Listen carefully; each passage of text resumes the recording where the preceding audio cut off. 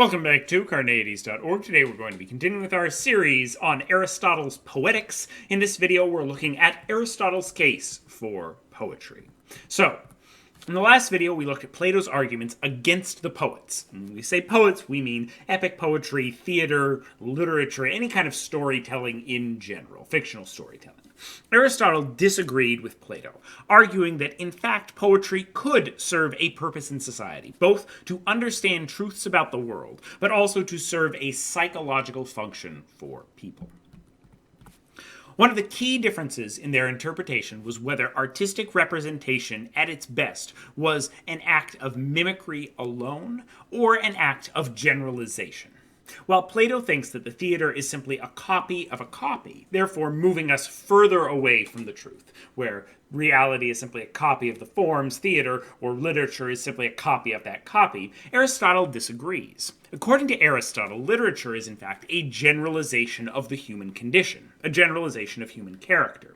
We can all see ourselves in a well-written character. A well-written character is someone that takes enough of everyone's shared humanity and makes it so that we can all empathize with them. We can all share that experience. So it's not, in fact, a specific particular that's made worse in terms of truth by imitation, but rather a further generalization of our shared and common experience, and therefore moving us on Plato's scale at least closer to the truth.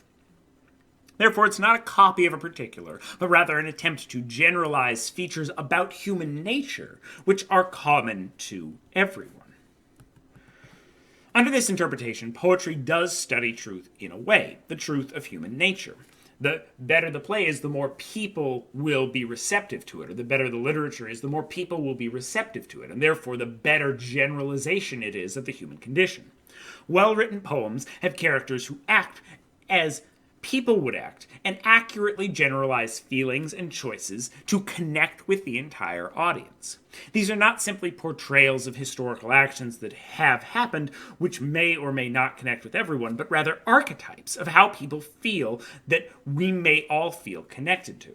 Therefore, poetry works to discover truths about human nature and how individuals behave in certain circumstances, as opposed to simply an imitation that takes us further away from truth.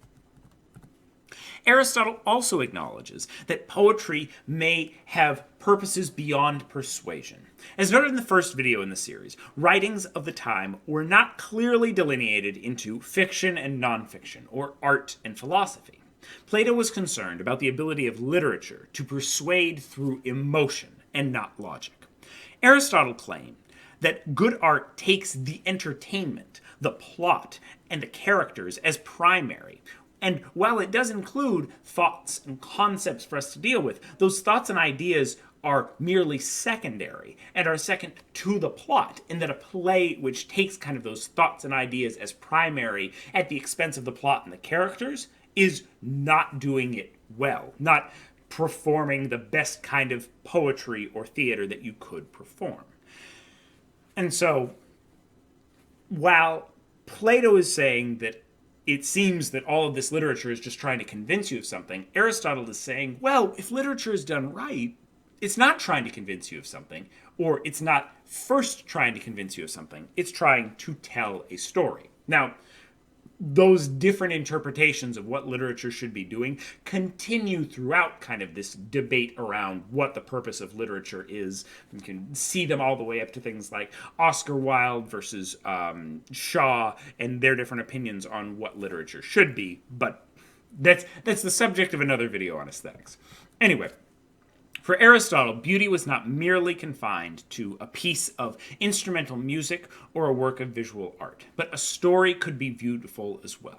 Now, this seems like a commonplace notion today. We think that, of course, a story can be beautiful. It's the kind of thing that fits into art, that a movie could be beautiful, or that a play could be beautiful, or could fit within our category of aesthetics and art. But for the time, this was revolutionary. Plato thought poetry was almost always not the kind of thing that could even be beautiful, as it led the mind away from philosophical pursuits and it convinced people through emotion, not logic. A painting doesn't necessarily convince you of anything, so it's something that can be beautiful, whereas a story is too close to philosophy for Plato, and therefore is problematic. For Plato, there is no form of story that such works were leading towards. Rather, they were imitations of normal life and therefore imperfect attempts to lead you away from the form of truth. Aristotle's goal in the Poetics is to show the opposite, that we can abstract the form and purpose from works of literature and use this to determine what makes one more or less beautiful. This gets back to kind of Aristotle's dual purpose here in both cataloging the works of ancient Greek theater and kind of giving literary criticism of them, but also going against Plato and saying that we can show that some of these are better than others, that there is a form of a good play and a form of a bad play, and therefore show that plays can be considered beautiful in the same way that you might consider another kind of work of art to be beautiful. Now, philosophy is sometimes criticized for never coming to a conclusion about something. However, this argument is a clear example. While there are many disagreements between Plato and Aristotle, which are still litigated today, and as I said, there is still a concern of what is the real purpose of art, to be kind of agitation and propaganda or just to be something beautiful. The one around whether or not plays can be something that is beautiful is generally settled. And the concern of Plato's of we should simply eliminate all of these storytelling things is generally considered settled. Few, if anyone today, would defend Plato's claim that we should abolish all fictional books, movies, television shows, and stories of any kind. Because they're not the kind of things that can be beautiful. Once again, while many debates between Plato and Aristotle may still be up in the air, few people, I would say, would argue for the case that, you know what, censor anything that's fiction, it's bad, it's wrong. Even the most authoritarian countries still have stories and tales that they tell. So, to take a stab against those that claim that philosophy never settles anything, as much as I'm a skeptic and I don't know if this is settled, most people would say that at least some level of stories are a good thing.